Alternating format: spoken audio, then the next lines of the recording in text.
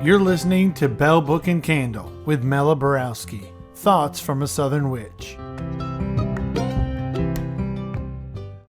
Hey y'all, it's Mela Borowski. I've got a special bonus episode for you. I have read The Great Carbuncle for you by Nathaniel Hawthorne. Now, this was published in 1837, and it's said to be the first time that a jack-o'-lantern was mentioned. So I thought that I'd go ahead and record it for you since it is in public domain. So I hope that you enjoy that, and y'all be blessed.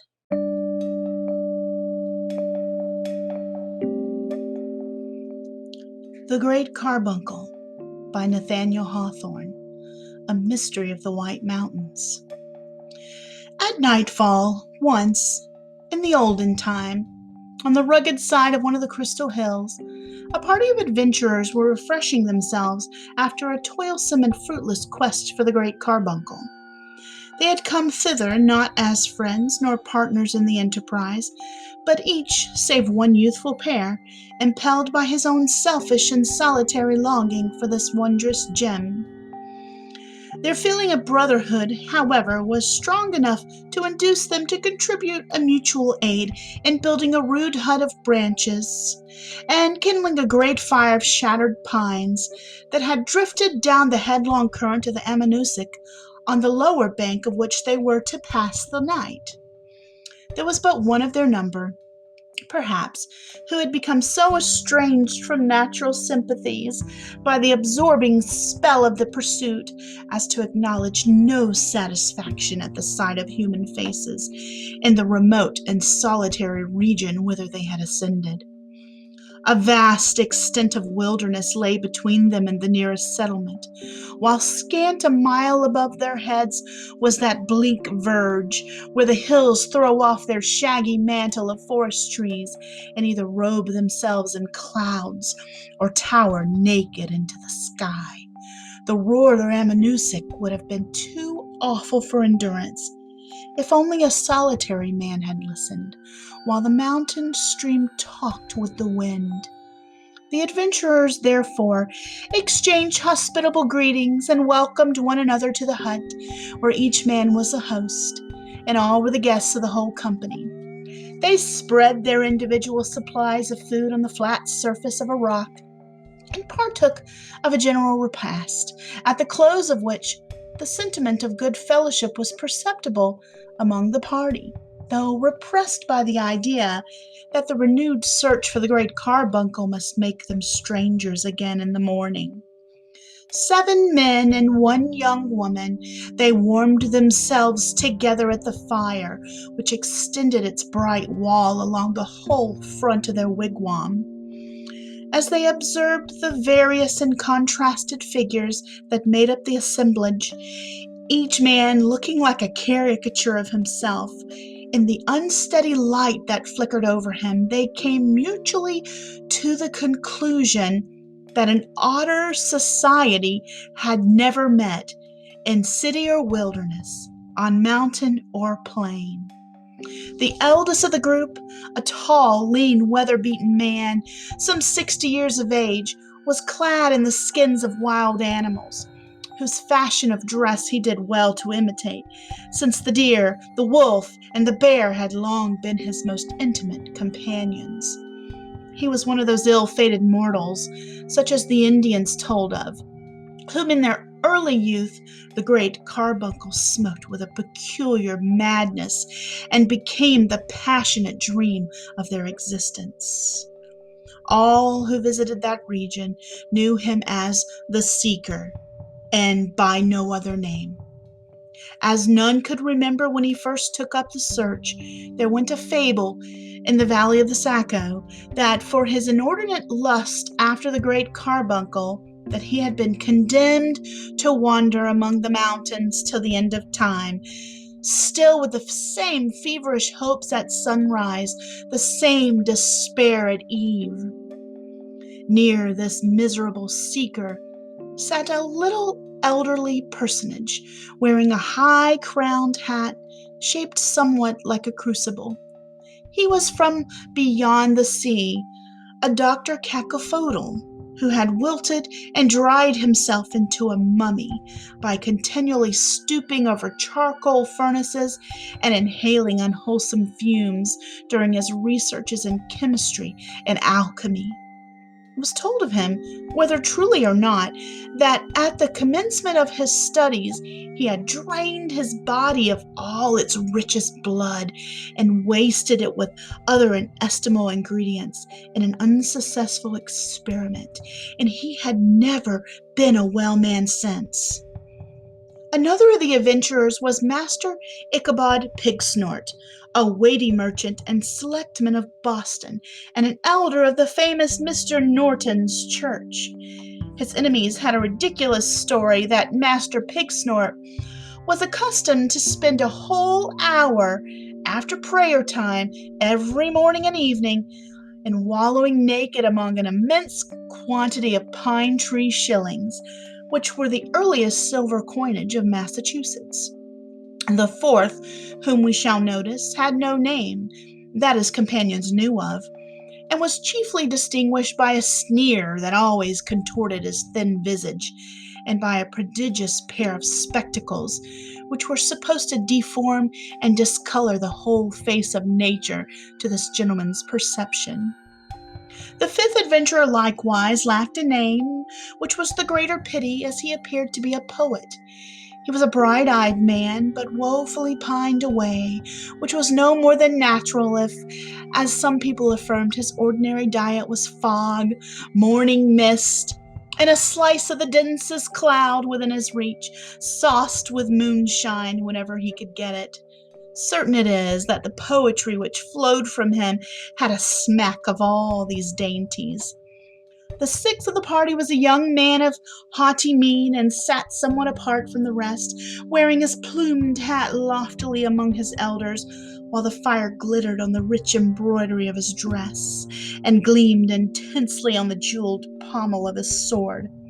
This was the Lord de Vere, who, when at home, was said to spend much of his time in the burial vault of his dead progenitors, rummaging their mouldy coffins in search of all the earthly pride and vainglory that was hidden among the bones and dust, so that besides his own share, he had the collected haughtiness of his whole line of ancestry.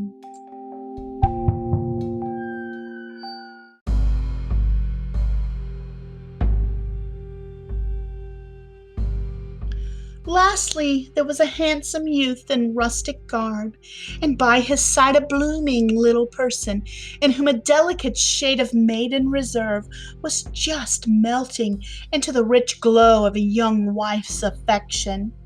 Her name was Hannah, and her husband's Matthew, two homely names, yet well enough adapted to the simple pair, who seemed strangely out of place among the whimsical fraternity whose wits had been set agog by the Great Carbuncle. Beneath the shelter of one hut, in the bright blaze of the same fire, sat this varied group of adventurers, all so intent upon a single object that of whatever else they began to speak, their closing words were sure to be illuminated with the Great Carbuncle. Several related the circumstances that brought them thither. One had listened to a traveler's tale of this marvelous stone in his own distant country, and had immediately been seized with such a thirst for beholding it as could only be quenched in its intensest luster. Another, so long ago as when the famous Captain Smith visited these coasts, had seen it blazing far at sea, and had felt no rest in all the intervening years, till now that he took up the search. A third, being encamped on a hunting expedition full 40 miles south of the White Mountains, awoke at midnight, and beheld the Great Carbuncle gleaming like a meteor, so that the shadows of the trees fell backward from it. They spoke of the innumerable attempts which had been made to reach the spot, and of the singular fatality which had hitherto withheld success from all adventurers. Though it might seem so easy to follow to its source a light that overpowered the moon and almost matched the sun, It was observable that each smiled scornfully at the madness of every other, in anticipating better fortune than the past, yet nourished a scarcely hidden conviction that he would himself be the favored one. As if to allay their too sanguine hopes, they recurred to the Indian traditions that a spirit kept watch about the gem and bewildered those who sought it, either by removing it from peak to peak of the higher hills or by calling up a mist from the enchanted lake over which it hung. But these tales were deemed unworthy of credit, all professing to believe that the search had been baffled by want of sagacity or perseverance in the adventurers, or other such causes as might naturally obstruct the passage to any given point among the intricacies of forest, valley, and mountain. In a pause of the conversation, the wearer of the prodigious spectacles looked round upon the party, making each individual in turn the object of the sneer which invariably dwelt upon his countenance. "So, fellow pilgrims," said he, "here we are.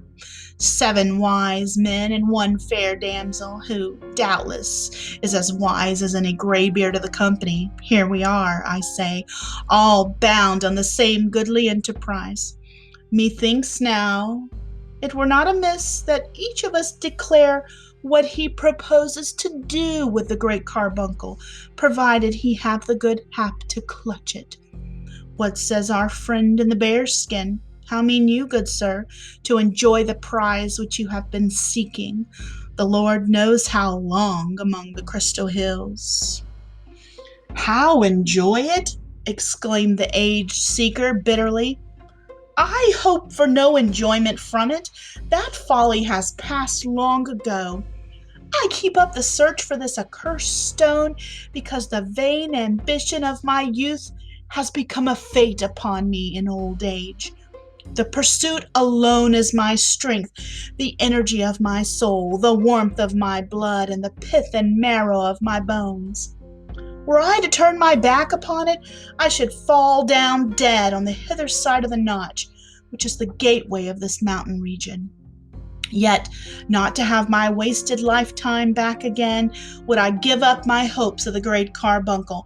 Having found it, I shall bear it to a certain cavern that I wot of, and there, grasping it in my arms, lie down and die, and keep it buried with me forever." "Oh, wretch! Regardless of the interests of science," cried Dr. Quetzalcoatl, with philosophic indignation, "thou art not worthy to behold, even from afar off, the luster of this most precious gem that ever was concocted in the laboratory of nature. Mine is the sole purpose for which a wise man may desire the possession of the Great Carbuncle. Immediately on obtaining it, for I have a presentiment, good people, that the prize is reserved to crown my scientific reputation, I shall return to Europe and employ my remaining years in reducing it to its first elements. A portion of the stone will I grind to impalpable powder. Other parts shall be dissolved in acids or whatever solvents will act upon so admirable a composition, and the remainder I design to melt in the crucible or set on fire with the blowpipe. By these various methods, I shall gain an accurate analysis and finally bestow the result of my labors upon the world in a folio volume." "Excellent," quoth the man with the spectacles. "Nor need you hesitate, learned sir, on account of the necessary destruction of the gem, since the perusal of your folio may teach every mother's son of us to concoct a great carbuncle of his own." "But verily," said Master Ichabod Pigsnort, "for mine own part, I object to the making of these counterfeits, as being calculated to reduce the marketable value of the true gem.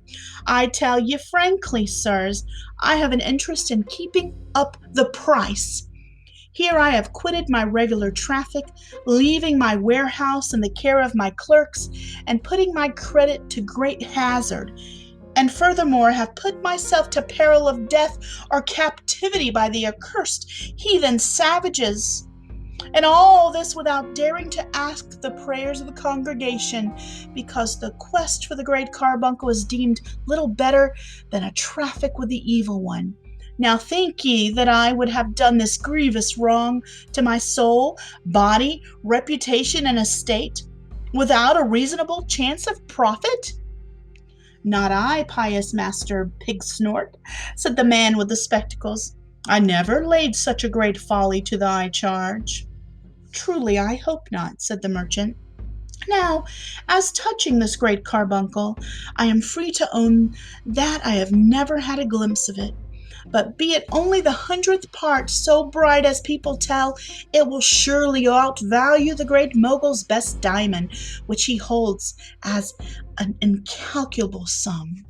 Wherefore I am minded to put the Great Carbuncle on shipboard, and voyage with it to England, France, Spain, Italy, or into heathendom, if Providence should send me thither, and in a word dispose of the gem to the best bidder among the potentates of the earth, that he may place it among his crown jewels. If any of you have a wiser plan, let him expound it. That have I, thou sordid man, exclaimed the poet. Dost thou desire nothing brighter than gold, that thou wouldst transmute all this ethereal lustre into such dross as thou wallowest in already? For myself, hiding the jewel under my cloak, I shall hie my way back to my attic chamber in one of the darksome alleys of London. There, night and day, will I gaze upon it. My soul shall drink its radiance. It shall be diffused throughout my intellectual powers, and gleam brightly in every line of poesy that I indite. Thus, long ages after I am gone, the splendor of the Great Carbuncle will blaze around my name. Well said, Master Poet, cried he of the spectacles. Hide it under thy cloak, say thou? Why, it will gleam through the holes and make thee look like a jack-o'-lantern. To think, ejaculated the Lord de Vere, rather to himself than his companions, the best of whom he held utterly unworthy of his intercourse. To think that a fellow in a tattered cloak should talk of conveying the Great Carbuncle to a garret in Grub Street? Have not I resolved within myself that the whole earth contains no fitter ornament for the great hall of my ancestral castle? There shall it flame for ages, making a noonday of midnight, glittering on the suits of armor, the banners, the escutcheons that hang around the wall, and keeping bright the memory of heroes. Wherefore have all other adventurers sought the prize in vain, but that I might win it, and make it a symbol of the glories of our lofty line. And never on the diadem of the White Mountains did the Great Carbuncle hold a place half so honored as is reserved for it in the hall of the De Veres. It is a noble thought, said the cynic, with an obsequious sneer. Yet might I presume to say so, the gem would make a rare sepulchral lamp, and would display the glories of your lordship's progenitors more truly in the ancestral vault than in the castle hall. Nay, forsooth, observed Matthew, the young rustic, who sat hand in hand with his bride, the gentleman has bethought himself of a profitable use for this bright stone. Hannah here and I are seeking it for a like purpose. How, fellow, exclaimed his lordship in surprise, what castle hall hast thou to hang it in? No castle, replied Matthew, but as neat a cottage as any within sight of the Crystal Hills. You must know, friends, that Hannah and I, being wedded last week, have taken up the search of the Great Carbuncle because we shall need its light in the long winter evenings, and it will be such a pretty thing to show the neighbors when they visit us. It will shine through the house so that we may pick up a pin in any corner, and will set all the windows a-glowing as if there were a great fire of pine nuts in the chimney. And then how pleasant when we awake in the night to be able to see one another's faces. There was a general smile among the adventurers at the simplicity of the young couple's project in regard to this wondrous and invaluable stone, with which the greatest monarch on earth might have been proud to adorn his palace, especially the man with spectacles, who had sneered at all the company in turn, now twisted his visage into such an expression of ill-natured mirth that Matthew asked him rather peevishly what he himself meant to do with the Great Carbuncle.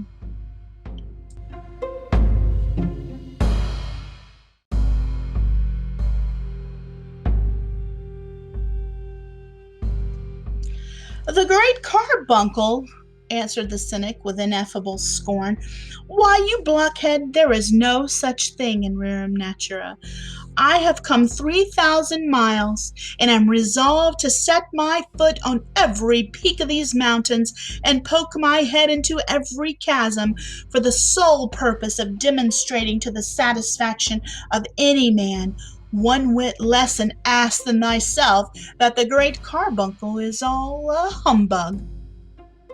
Vain and foolish were the motives that had brought most of the adventurers to the Crystal Hills, but none so vain, so foolish, and so impious too as that of the scoffer with the prodigious spectacles.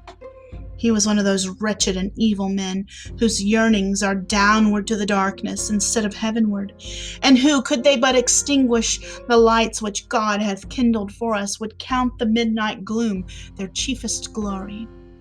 As the cynic spoke, several of the party were startled by the gleam of red splendor that showed the huge shapes of the surrounding mountains and the rock-bestrewn bed of the turbulent river, with an illumination unlike that of their fire on the trunks and black boughs of the forest trees.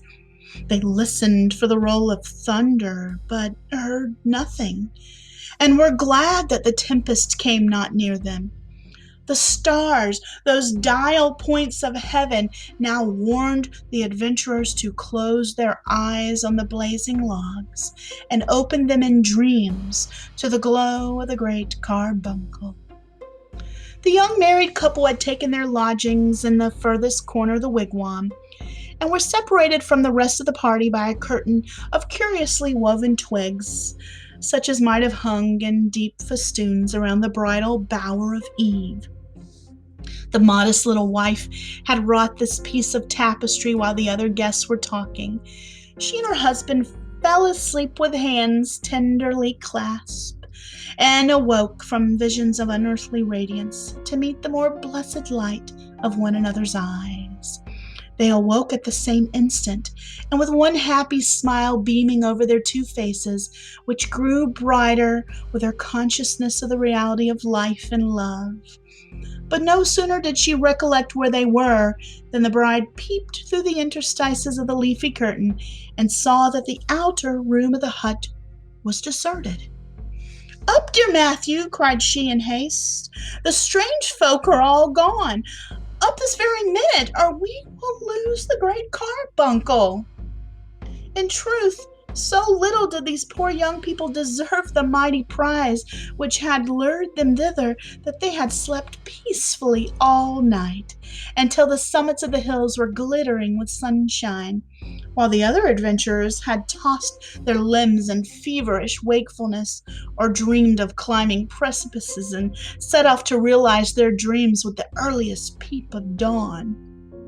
But Matthew and Hannah, after their calm rest, were as light as two young deer, and merely stopped to say their prayers, and wash themselves in the cold pool of Amanuensis, and then to taste a morsel of food, ere they turned their faces to the mountain's side.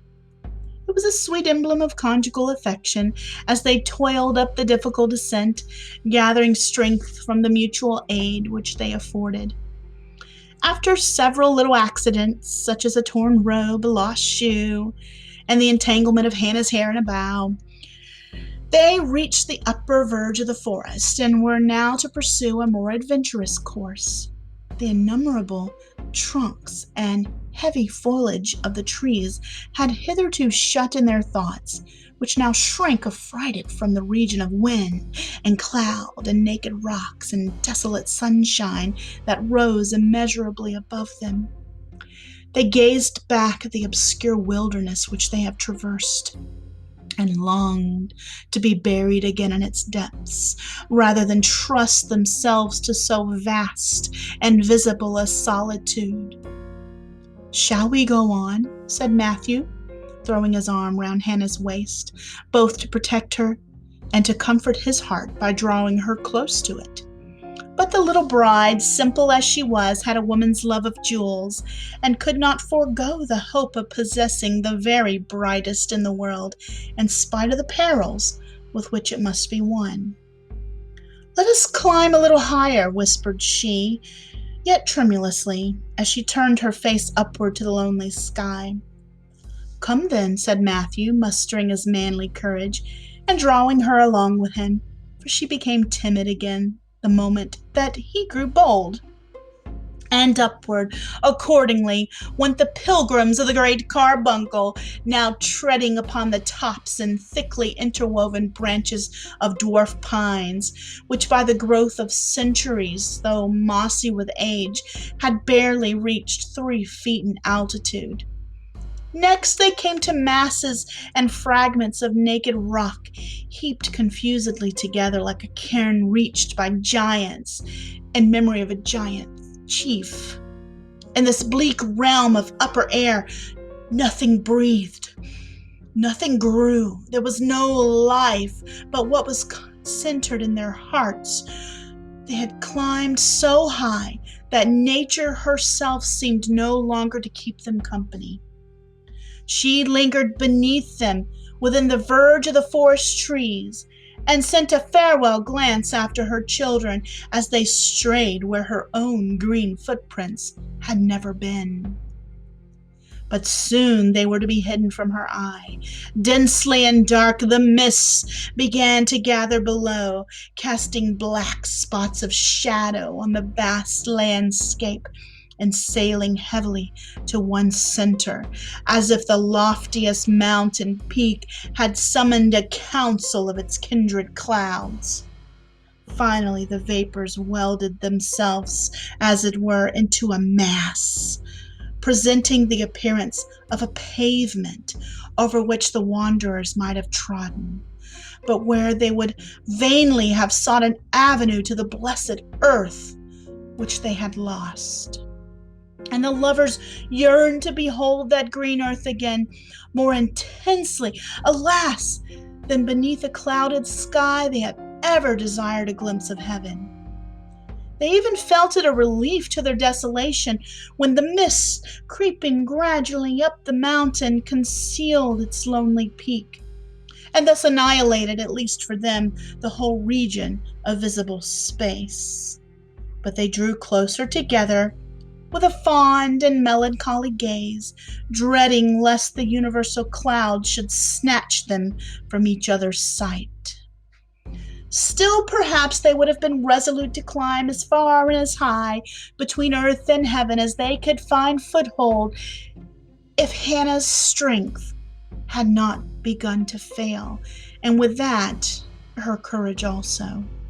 Her breath grew short. She refused to burden her husband with her weight, but often tottered against his side and recovered herself each time by feebler effort. At last she sank down on one of the rocky steps of the acclivity. "We are lost, dear Matthew," she said mournfully. "We shall never find our way to the earth again, and oh, how happy we might have been in our cottage." "Dear heart, we will yet be happy there," answered Matthew. "Look, in this direction the sunshine penetrates the dismal mist. By its aid I can direct our course to the passage of the Notch. Let us go back, love, and dream no more of the Great Carbuncle." "The sun cannot be yonder," said Hannah, with a despondence. "By this time it must be noon. If there could ever be any sunshine here, it would come from above our heads." "But look," repeated Matthew, in a somewhat altered tone. "It is brightening every moment. If not sunshine, what can it be?" Nor could the young bride any longer deny that a radiance was breaking through the mist and changing its dim hue to a dusky red, which continually grew more vivid as if brilliant particles were interfused with the gloom. Now also the cloud began to roll away from the mountain, while as it heavily withdrew, one object after another started out of its impenetrable obscurity into sight, with precisely the effect of a new creation, before the indistinctness of the old chaos had been completely swallowed up. As the process went on, they saw the gleaming of water close at their feet, and found themselves on the very border of a mountain lake, deep, bright, clear, and calmly beautiful, spreading from brim to brim of a basin that had been scooped out of solid rock. A ray of glory flashed across its surface. The pilgrims looked whence it should proceed, but closed their eyes with a thrill of awful admiration to exclude the fervid splendor that glowed from the brow of a cliff impending over the enchanted lake. For the simple pair had reached that lake of mystery and had found the long-sought shrine of the Great Carbuncle.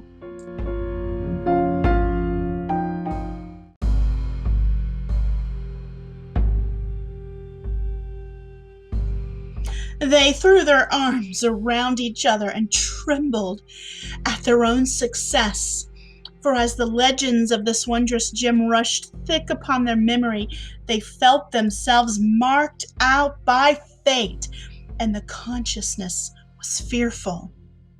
Often, from childhood upward, they had seen it shining like a distant star, and now that star was throwing its intensest luster on their hearts. They seemed to change to one another's eyes, and the red brilliancy that flamed upon their cheeks, while it lent the same fire to the lake, the rocks, and sky, and to the mists which had rolled back before its power.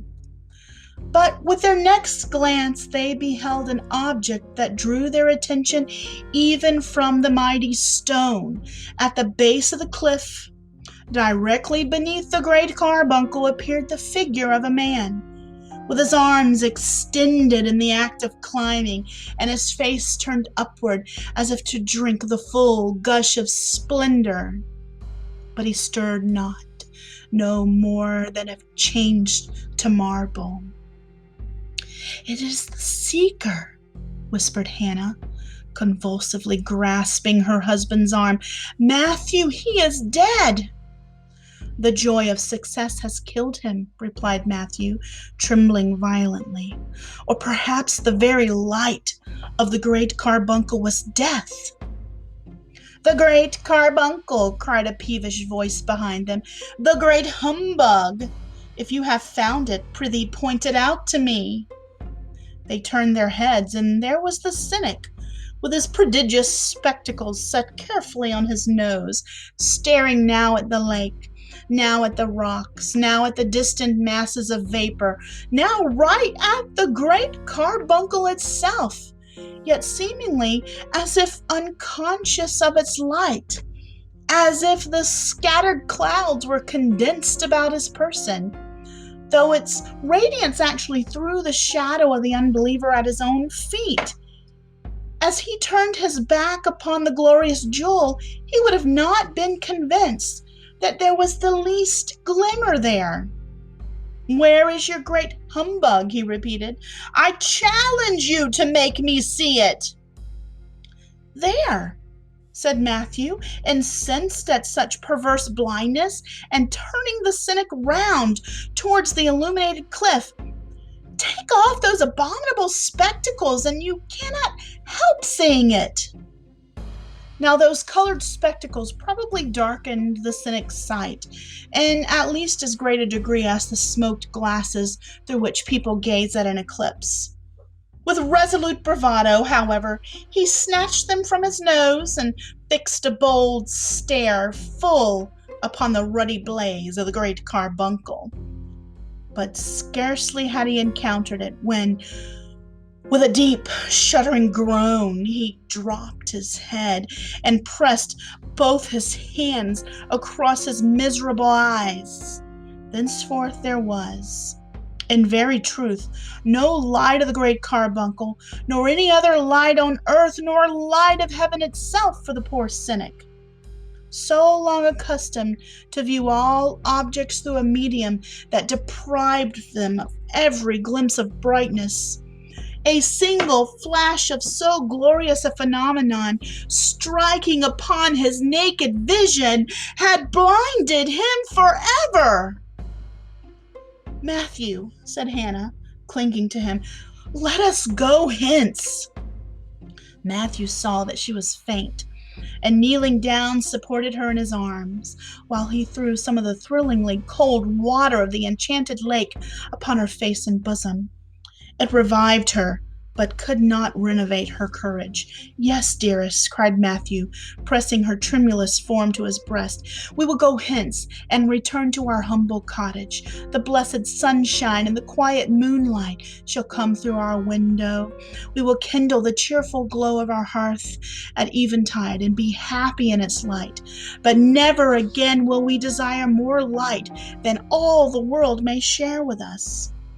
"No," said the bride, "for how could we live by day or sleep by night in this awful blaze of the Great Carbuncle?" Out of the hollow of their hands they drank each a draught from the lake, which presented them its waters uncontaminated by an earthly lip. Then, lending their guidance to the blinded cynic, who uttered not a word and even stifled his groans in his most wretched heart, they began to descend the mountain. Yet, as they left the shore, till then untrodden of the Spirit's Lake, they threw a farewell glance towards the cliff and beheld the vapors gathering in dense volumes, through which the gem burned duskily. As touching the other pilgrims of the Great Carbuncle, the legend goes on to tell that the worshipful Master Ichabod Pigsnort soon gave up the quest as a desperate speculation, and wisely resolved to betake himself again to his warehouse near the town dock in Boston. But as he passed through the notch of the mountains, a war party of Indians captured our unlucky merchant and carried him to Montreal, there holding him in bondage till, by the payment of a heavy ransom, he had woefully subtracted from his hoard of pine tree shillings. By his long absence, moreover, his affairs had become so disordered that for the rest of his life, instead of wallowing in silver, he had seldom a sixpence worth of copper. Dr. Kekafodal, the alchemist, returned to his laboratory with a prodigious fragment of granite, which he ground to powder, dissolved in acids, melted in the crucible, and burnt with the blowpipe, and published the result of his experiments in one of the heaviest folios of the day. And for all these purposes, the gem itself could not have answered better than the granite. The poet, by a somewhat similar mistake, made prize of a great piece of ice which he had found in a sunless chasm of the mountains, and swore that it corresponded in all points with his idea of the Great Carbuncle. The critics say that if his poetry lacked the splendor of the gem, it retained all the coldness of the ice. The Lord de Vere went back to his ancestral hall, where he contented himself with a wax-lighted chandelier, and filled in due course of time another coffin in the ancestral vault. As the funeral torches gleamed within that dark receptacle, there was no need of the Great Carbuncle to show the vanity of earthly pomp. The cynic, having cast aside his spectacles, wandered about the world, a miserable object, and was punished with an agonizing desire of light for the wilful blindness of his former life. The whole night long he would lift his splendor-blasted orbs to the moon and stars. He turned his face eastward at sunrise as duly as a Persian idolater. He made a pilgrimage to Rome to witness the magnificent illumination of St. Peter's Church, and finally perished in the great fire of London, into the midst of which he had thrust himself with the desperate idea of catching one feeble ray from the blaze that was kindling earth and heaven. Matthew and his bride spent many peaceful years and were fond of retelling the legend of the Great Carbuncle. The tale, however, towards the close of their lengthened lives, did not meet with the full credence that had been accorded to by those who remembered the ancient luster of the gem. For it is affirmed that from the hour when two mortals had shown themselves so simply wise as to reject a jewel which would have dimmed all earthly things, its splendor waned. When other pilgrims reached the cliff, they found only an opaque stone with particles of mica glittering on its surface. There's also a tradition that as the youthful pair departed, the gem was loosened from the forehead of the cliff and fell into the enchanted lake, and that at noontide the seekers for him may still be seen to bend over its quenchless gleam. Some few believe that this inestimable stone is blazing as of old, and say they have caught its radiance like a flash of summer lightning far down the valley of the Saco. And be it owned that many a mile from the Crystal Hills I saw a wondrous light around the summits, and was lured by the faith of poesy to be the latest pilgrim of the Great Carbuncle.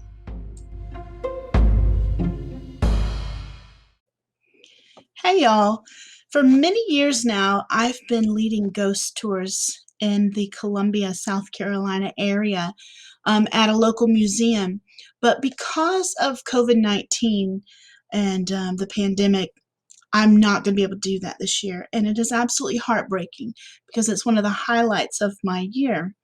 So I've decided that on my Facebook page for Belle Book and Candle, that once a week, starting on October 1st, every Thursday night at 9 p.m. Eastern, I'm going to be going on live and telling Southern ghost stories. So if that's of interest to you, please join me there on my Facebook page, Belle Book and Candle.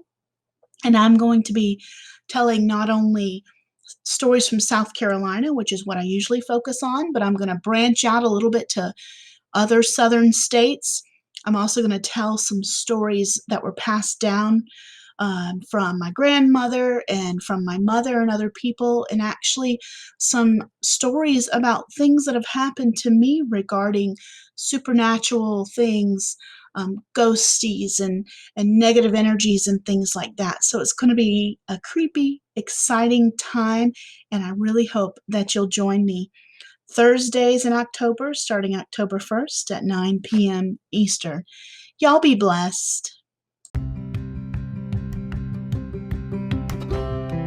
Thank you all for listening to Belle Book and Candle. You can follow Mela on Instagram and Facebook at Belle Book Candle SC. That's Belle, Belle, or become a patron at patreon.com/Belle Book Candle.